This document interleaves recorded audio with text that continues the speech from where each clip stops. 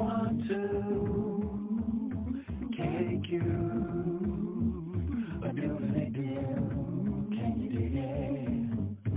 And all I wanna do is just listen to you. KQ Politics 72. Can you dig it? Want to take you a doodly-doo. Can you dig it? And all I wanna do is just listen to you. KQ Politics 72. Can you dig it? KQ. Doodly-doo. Can you dig it? 1, 2, KQ, doo-doo-doo. Can you dig it? Yeah, can you dig it? Good evening. Welcome to KQ. I'm Ken. I'm Kevlon. And you know what it do, baby. Yes, sir. We are the Galloway Brothers coming to you from the mean streets of Montgomery, Alabama, where LeBron James is for the game. But trust me, he's leaving shortly thereafter. Oh, yeah.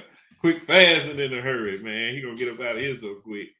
Now that's a brother, that's a black man that I like. Always positive, never does anything wrong, professional, top of his game for years and years. Never done anything wrong. Like in terms Did you see that three that man put up last night? Oh, that was dirty. Man, then he didn't get back on defense. I'm speaking not in terms of basketball. I'm saying I was gonna go down there to the game just so I could ask him about that. Yeah. If you ever want to see a light-skinned dude with his feet dangling like this right here, being held by the neck, I was gonna go talk to LeBron about that game last night. But he does. He's a stand-up guy. Does things right. Controversy averse. He's just extremely professional, and he thinks long term, and I like that about LeBron. This is not a sports show. We came to y'all to talk about some things that are very important to all of us, and that is the political landscape in the United States of America. What we're finding through our conversations and through our glimpses onto media is that Black people seem to be foregoing their support of the Democratic Party for a lot of reasons. A whole lot of reasons. It seems to be the conventional step to take now. It puts you in the sort of new mainstream where your contrarianism is pushing you to decide that the Democrats are no longer the right party to associate with for a number of reasons.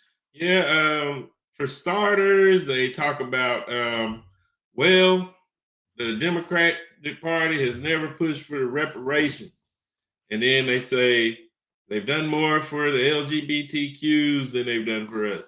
And now they're pushing to do more for the immigrants than they have done for us.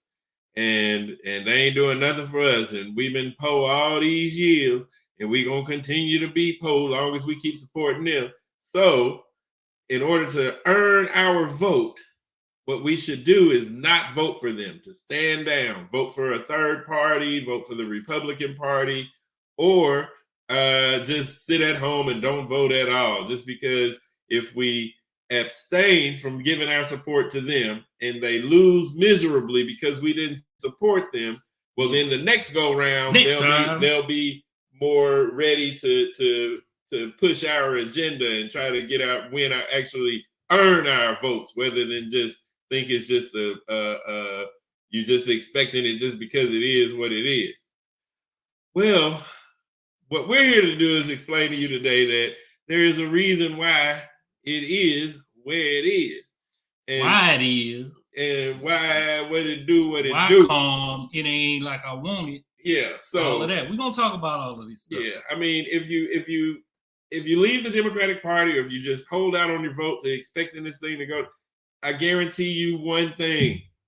4 years later, chances are there will not be a vote. Yeah. There's a dictator on the rise, baby.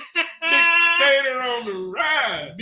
Big orange dictator on the way. Yeah. And so if we turn the keys back over this time, what are you gonna have? It's gonna be a problem. Go around. Yeah, you may not even get a chance to vote. There is a party that is trying to kill the rights for citizens to vote if they ain't voting with them. There's a party that does not care about infrastructure. There's a party that don't care about any rights. They don't care about health care. They don't care about anything to help anybody. And to turn the total House, Senate, Supreme Court presidency over to these people, my God. So we're gonna take a look at a few things here. This is just a couple of articles that we saw that illustrated Black people losing support for the Democrats.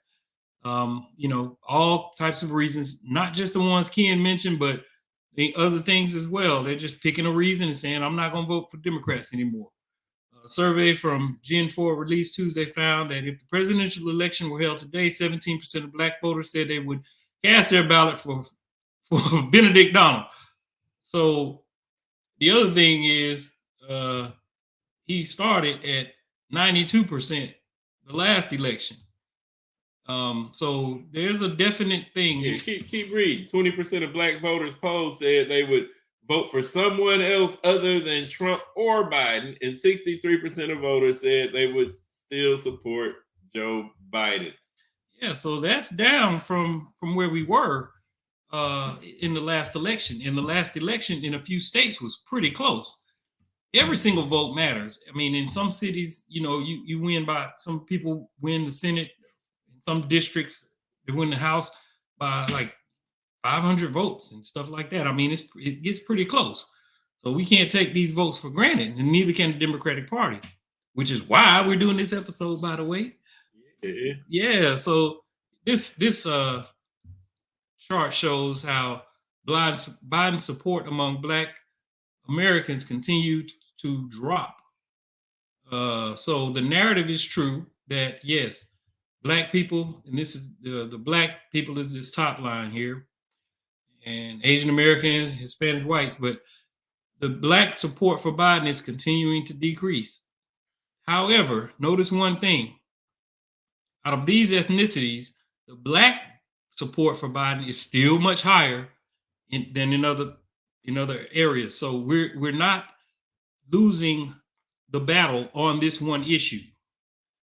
It is a detriment because every vote counts, but still Black support seems to be very high.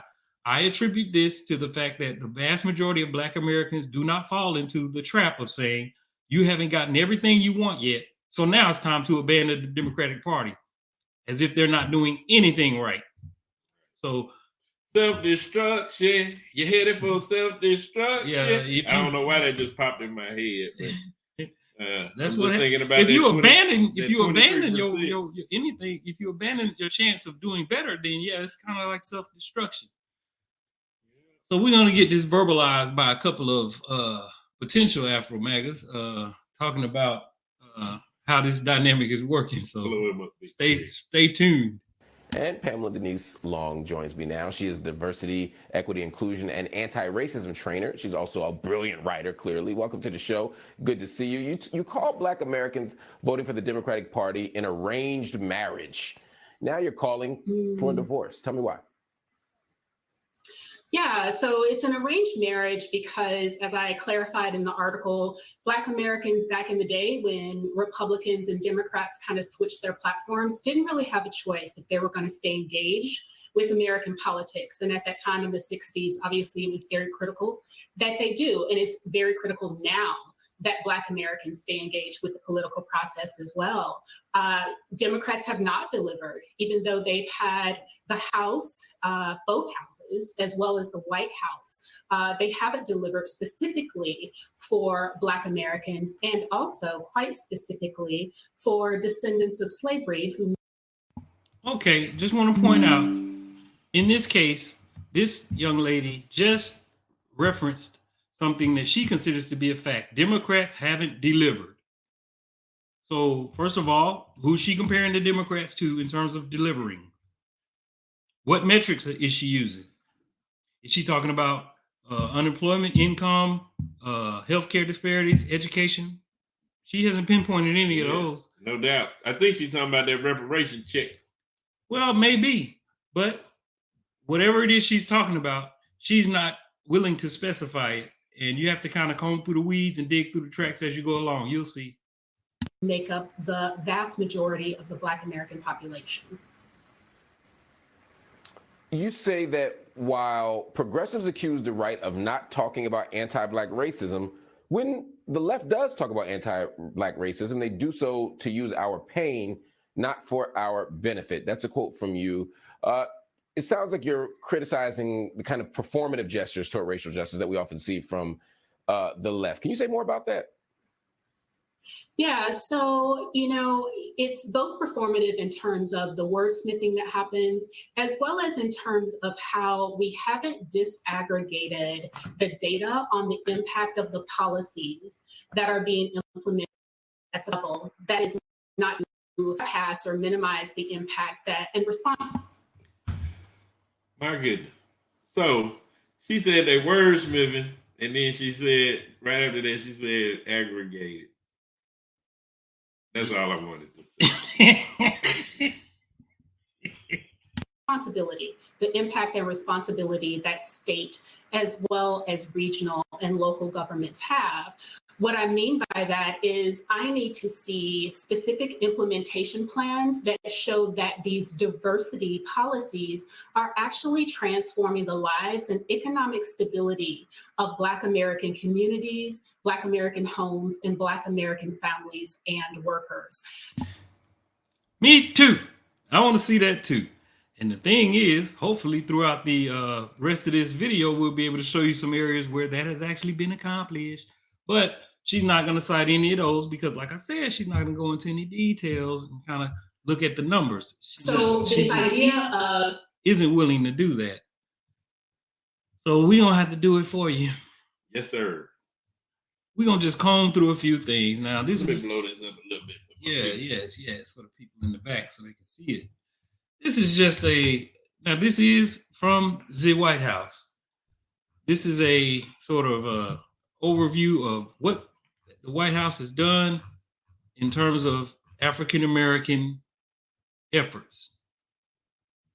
Fact sheet. All right, here we go. It's a pretty long, arduous process, but apparently somebody had the forethought to type all this stuff up and tell you exactly what it is they're trying to do and trying to accomplish for Black Americans and communities across the country. Every last one of them. They're trying to do something. And not just Black Americans. What they're doing is they're strategic in their approach. If you're going to approach major issues that communities are facing, then you're going to have to reach into communities where there's an actual impact. They're going to have all types of people there. Some of them are going to be Black, some of them are going to be white, etc. So it just so happens that in most of these areas that the administration chooses to focus on, they disproportionately benefit Black people because Black people have been disproportionately disadvantaged over the years, quite naturally, through slavery, through Jim Crow, through redlining, through police discrimination, you name it. So there's a lot of different areas that you have to tackle. And the best way to tackle them is one at a time. One policy focusing in on one disparity, one at a time. It happens to bring up the entire community, no matter what color you are, but it disproportionately helps Black people. That's called an administration that's intentionally leaning in the Black people direction. Let the young lady just speak and tell it. He ain't never did nothing to help no Black people. He ain't even gave it a first thought, second thought, nary thought. It's just we're gonna get the Black vote because they Black and we Democrats. And we're gonna take them for granted. We just gonna take them totally for granted. We ain't doing nothing for nobody. We just gonna here we go. Facts. Hogwash. Let's talk about the fact sheet. This is the things that this administration has done. Bring it down just a little bit for me. No. Just a little bit. There we go. Right. Perfect. All right. So this is an overview discussing it, but there's certain areas. There's economics, there's healthcare, there's education, and police. Prison reform and police, criminal justice reform, basically. There you go. So economic opportunity for Black families and communities. Now, first of all, this is just whitehouse.gov. If you type in Biden administration, Black policies, that's enough. This will be the first thing that pops up. Long list. You see, this is the little scroller over here. You see how far it goes there? Pretty far. So yeah, we're just going to stop and look at a couple of them. The Historic American Rescue Plan. The American Rescue Plan, in a lot of ways, has helped Black people. Led the most equitable economic recovery on record. That's totally true. Creating more than 12 million jobs, in new economic opportunities for African Americans, including Black-owned businesses, and made long overdue investments in Black communities. His economic agenda has led to historically low unemployment, including among Black Americans. Now, to say he didn't do anything for Black Americans, but he's ushered in the the Inflation Reduction Act and the American Rescue Plan that literally decreased Black unemployment and increased Black-owned businesses. That's pretty significant. So you're not being truthful if you say he hadn't done anything for Black people economically. Lowering energy costs, creating economic opportunities. That happened in the Inflation Reduction Act. Now, we can't go through all of these. Home efficiency upgrades. This is kind of weedy. Economic opportunities and good paying jobs. Inflation Reduction Act spurs the solar project development. 20% bonus credit for solar projects. It also creates clean energy, sustainability accelerator that will seed and state local clean energy financing institutions. Basically, these types of things mean jobs, putting job opportunities in most areas. In areas where there's high crime rates and high unemployment, the biggest need that you have there is job opportunities. So those go on and on throughout the infrastructure plan and et cetera. Making critical investments in Black families and communities in the American Rescue Plan. It goes on to explain more. They did the child tax credit. That was huge. It brought down child poverty in the United States by 50%. The Republicans refused to allow it to be reauthorized, so that has gone up since then. But at the time, it did do that. Yeah, and Biden was pushing to make that permanent. Yes. They increased SNAP benefits. Child care providers. Reducing child care costs for Black families. The biggest impediment for Black women getting to work when they're out of work is child care. So they not only strengthen the programs giving them child care assistance, but they also strengthen the programs to keep those child care facilities open. $39 billion lifeline. Woo. Good money. 200,000 child care providers, 1 of 5 in whom are Black. So these things do serve plenty of Black people. 9.5 million to be exact. American Rescue Plan, Earned income tax credit. Earned income tax credit for 17 million workers. Wow. This disproportionately helps Black people, helping Black people stay in their homes. They did an American Rescue Plan tenet that helped people stay in their homes, providing emergency rental assistance. Over 8 million households were served, and Black Americans were the largest group that received help. See, this happens over and over in all of these different policies that you can find just by doing a simple search. Now, this is just the economic stuff. Then if we move on to healthcare, there's still more economics. Black Americans' access to housing, combating housing discrimination. They were focused on that. Benedict Donald don't focus on stuff like that. He said there ain't no discrimination except it's against white people only. Yeah. He's being discriminated against. Yeah, he is. Yeah, he claims to be a minority. Yeah, because he committed crimes and people are trying to hold him accountable. That's discrimination. Because he should be able to do crimes and not be held accountable as white privilege. He need his white privilege. He need all kind of privilege because he's so despicable. All right, so now this is one I like for real. Assisting Black landowners in resolving the title issues. So there's title issues, things that I didn't know anything about until I pulled this up. But apparently they focused in on Black people not being able to resolve title issues. So they end up losing their land. Exactly. Yeah. And that's the biggest way you can build wealth in this country is through property ownership. And so very important to do that. Barriers accessing, see, within all government programs, there's a certain degree of discrimination built into the programs. And so the key is to go through those and get the low-hanging fruit, the things you're supposed to be responsible for as a federal government anyway, and going in and correcting disparities. That is a big-time focus. You can't change everything all at once. There's so many different things to look at, but they're going into the right direction. They're going to where actual help can be done. She wanted to see it in people's lives. It's all through here. Now, healthcare costs. Lowering healthcare costs and improving health outcomes for Black communities. Healthcare costs and expanding coverage. Millions of lower and middle income Black families enrolled into health insurance marketplaces, that's Obamacare, saw their premiums lowered or eliminated as a result of the affordable ARP. Don't know what that acronym means.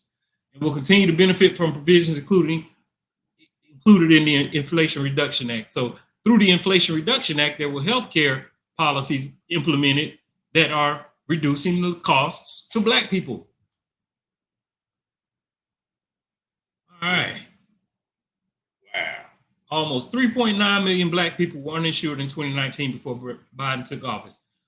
570,000 Black people fell into the Medicaid coverage gap. Locked out of coverage. The administration's efforts to expand access to coverage has driven the uninsured rate to historic lows, with more than 3.6 million people gaining coverage during last year's record-breaking 16.3 million in Affordable Care Healthcare Act enrollment period. So this is clearly affecting people's lives. People that didn't have health care before, didn't have access to it. Nobody was looking out for them throughout the history of America. And now you have a president who's actually doing something. Monthly premiums lower by $50 or less per month. More than 3/4 of uninsured Black Americans had access to a plan with a monthly premium of $50 or less, and about 2/3 could find a plan with zero premium plan in 2021. That's good. That's good stuff. So, prescription drug costs. This disproportionately affects Black people. They brought insulin down to $35 for all Medicare patients. That doesn't help Black people, bringing it down. Are the people 65 and older likely to need a cut on their insulin costs more so than white people?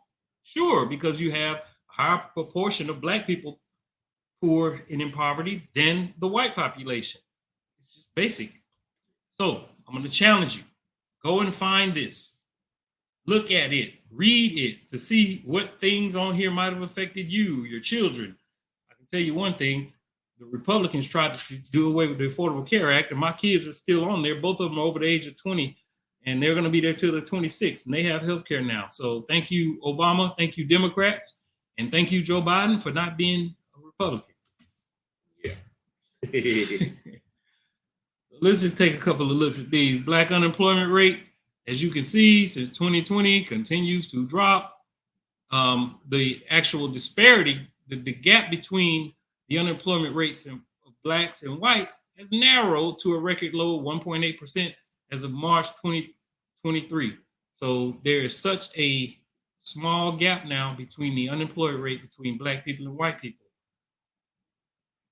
How is Black people having more jobs? Not a good environment. This environment doesn't happen by mistake. It takes policies, it takes people, it takes positions and legislation to get things to flow in this direction. All right. This is a percentage of people without health care insurance in the United States, 2010, 2022, by ethnicity. So let's find our color. Non-Hispanic Black. Non-Hispanic Black, the green. Oh, that's this green line. We on the green line trucking down. So over time, this bad boy dropped, and it keeps on decreasing, even though 2022 is where this stops. Yeah, 2023, it just continues to decrease. Now notice in 2019 and 2020 under Trump, it started going in the other direction. But since Biden came in, it went down even below where it started in 2021. Yeah. This is the result of policies. It will do this to you. It will put people in that bad category again. And remember, if Trump had his way, If it wasn't for John McCain with the old thumbs down, he would have took this number somewhere up to here. Yeah, because he was just gonna knock millions of people off of the freaking 30 million. Like 30 million people would have just lost insurance immediately as soon as, if John McCain didn't come out the hospital to give that thumbs down, we would have been toast. Yes, indeed. All right. Now, and I don't want it to get lost on anybody. Not only do the Black economic numbers, the Black healthcare numbers, and the Black education numbers and things, we haven't gone through education, but in criminal justice reform, that's another thing. On that list, you'll see a lot about criminal justice reform on that list. We just don't have all night. But there is a position to take when you're looking at American democracy as a whole. Right now, we have a functioning democracy. Trump tried to take it down in 2020, and he sicked his sycophants onto the Capitol of the United States. That didn't work. And he also tried to do fake electors, a whole scheme, tried to get his Department of Justice involved, get the military to deploy. Anyway, now let's just take a look at a couple of people explaining that our democracy is actually on the line. This is bigger and badder than, is this democracy going to do everything possible for a particular set of people? It's more so, are we going to have a democracy at all?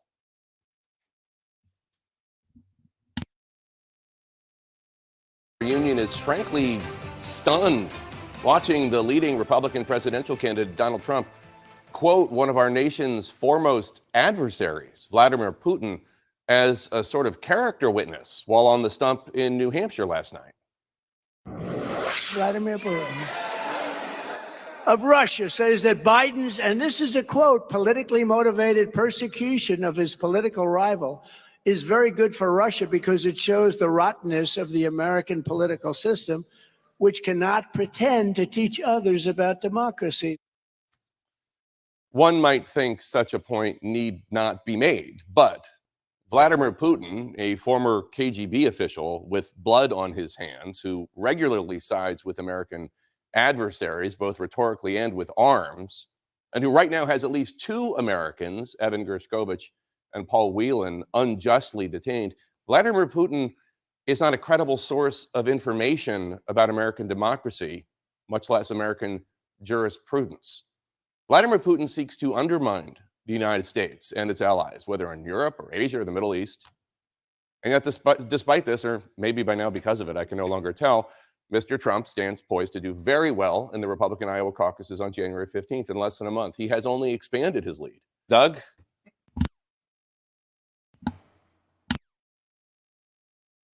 All right. Well, there you have that piece. Seems like Trump is not really looking to be too democratic. He's looking to move into the realm of autocracy, unfortunately. He's doing it in myriad ways, particularly just through his speech. He's talking about a lot of different types of things. I'm going to let this guy give you a quick rundown, but I'm just going to tell everybody once and for all, if you like having a system of democracy, please steer away from the Republican Party. Donald Trump has them by the gonads, and he's not letting go. It ain't the Republican Party no more. He got his little bitty hand. It's the MAGA Party. He got his little bitty hand on MAGA. the gonad. He's not trying to let go now. He ain't gonna let him go. So they're gonna all run into that direction, and they're dragging a lot of African Americans along with them. Yeah. If you're African American, I don't care who you vote for necessarily. I just want the masses of us to understand what's at stake and pick a party that's moving in the right direction instead of one that's taking you out of the direction. So let's go ahead and get into this other clip. This one's rather significant as well. Well, it's the biggest story of the 2024 election, but it's not being treated as that in the press. And I think that's a real failing because it has become the banality of crazy incitement to violence, the sort of normalcy and routine of Trump saying things that could get people killed. And you have him, suggesting that you could execute America's top general. On Friday night, he joked about Paul Pelosi being attacked, and the crowd laughed when he was referencing, sort of an 82-year-old man being hit over the head with a hammer. He called to execute people who shoplift from stores, a very minor crime, I mean, one to take seriously, but obviously not one worthy of execution. And also, he has, demonized a variety of people in his various outlets on Truth Social and in his discussions in front of crowds. And this is related to a term called stochastic terrorism. It's an academic jargon term, but what it basically means is that when someone who's very powerful and influential targets or demonizes individual groups in the public, at least a small number of their followers will take them as marching orders. And what is highly likely going into the 2024 election is that a small subset of Trump's very well-armed and extremist base will try to kill people. And you have to remember that Cesar Sayoc, this extremist in 2018 who sent pipe bombs to people that Trump targeted on Twitter, the only reason that people didn't die was because Cesar Sayoc was bad at building bombs. It wasn't that he. Go ahead. He was gonna say it. That was the quote. Wasn't that he was bad at making bombs? It was just that. No, he said the reason that he didn't kill somebody. Hold on, let me show you what I'm talking about.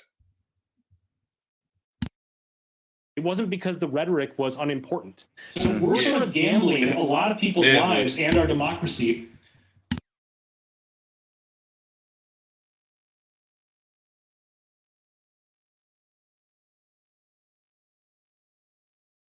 He just happened to be bad at making bombs. But the rhetoric was there to make him try it. You know what I'm saying? That's the whole point. The rhetoric is pushing these people to try it.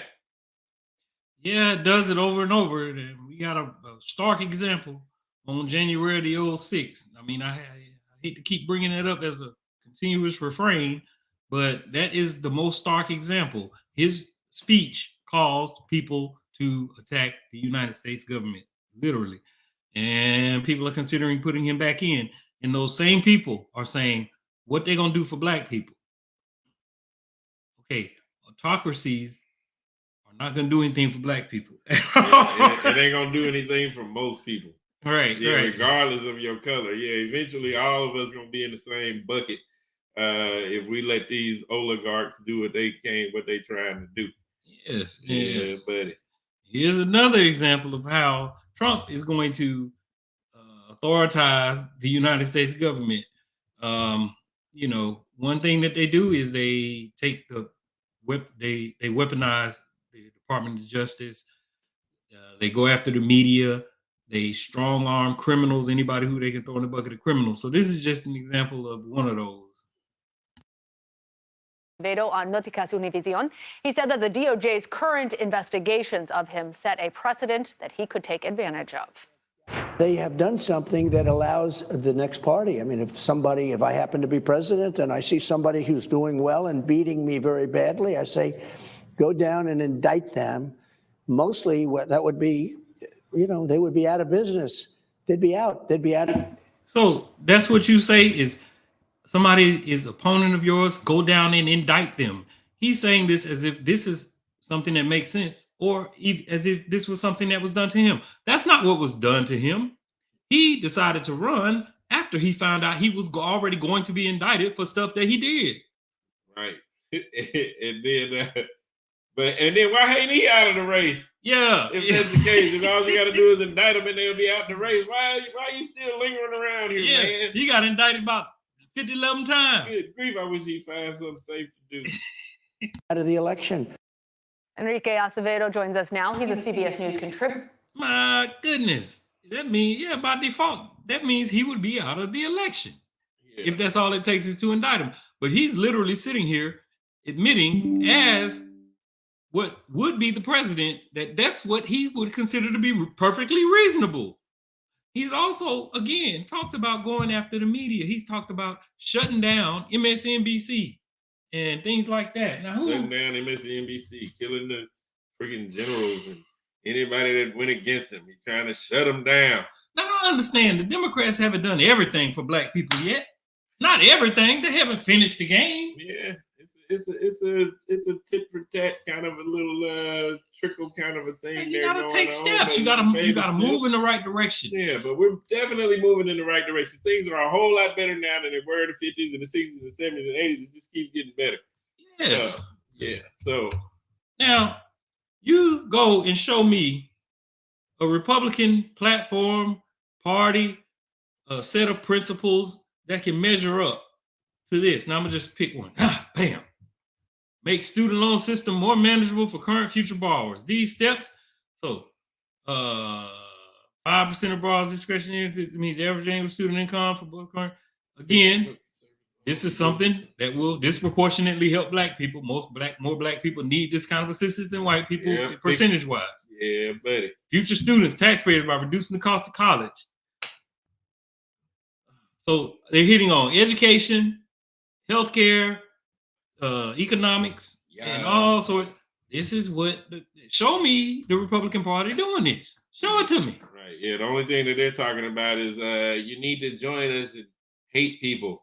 Hate the doggone. Well, there's some of them are even anti-Semitic, but they want you to hate those people. They want you to hate freaking immigrants. They want you to hate your own people. They want you to hate everybody, and that's what that's how they get your vote, is by tapping into that hate. Yeah, and get you to hate the party that is doing things like this. Get you to hate them. Pointing out facts. Now, let me show you something. Let me just give you all this analogy. You are a football coach. Your goal is to, when you have the ball, score touchdowns. What these black people are trying to convince us to do is take this out of the equation and give it over to the Republicans, who ain't gonna do any of this, right? Yeah. So we're moving the ball down the field little by little as we continue to support Democrats. If we can get the Republicans out of the way and stop putting them in office, maybe they won't block some things that'll be even more significant and more obvious. The same way they blocked the student loan forgiveness program. Yeah. So same way they tried to block healthcare. Yeah. So now it's one thing to say hike and pitch the ball to a guy who's gonna push the ball as forward as he possibly can towards the end zone. It's another thing when you say hike and you pitch the ball to a guy and this guy turns around and runs in the other direction every time he gets the ball and gets a safety call. That's what this looks like to me. And then start balling over on the side. Yeah, giving the other team 2 points. Spike the ball and everything, mad. And these boys come over and they run over to the camera. Everybody posing. That's what this looks like to me. Yeah. If you're expecting the Republicans to do it, who are trying to take you straight into authoritarianism, it's not going to happen. Never will it happen. Hey, y'all, it's been a wonderful evening. You know how we like to do it. Just one more little tit for tat. Just remember, delicate matter. Clarence Thomas had private complaints about money, and that sparked fears he would resign, which caused him to get his mother house paid for, get a $250,000 Harlan Crow. Get your Harlan Crow on. I need to never Harlan forget, Crow on deck. Clarence Thomas is a dude. Yeah, and it wouldn't be right having a show about Afro MAGAs without mentioning him. So hey, y'all have yourselves a wonderful evening. Vote right, y'all. Please like, vote subscribe, share. You know how we do it. Y'all got to get on. Don't fall into the trap, y'all. Subscribe, man. If I see you in the street and you ain't subscribed, you know what's gonna happen. Democrats ain't did nothing to y'all.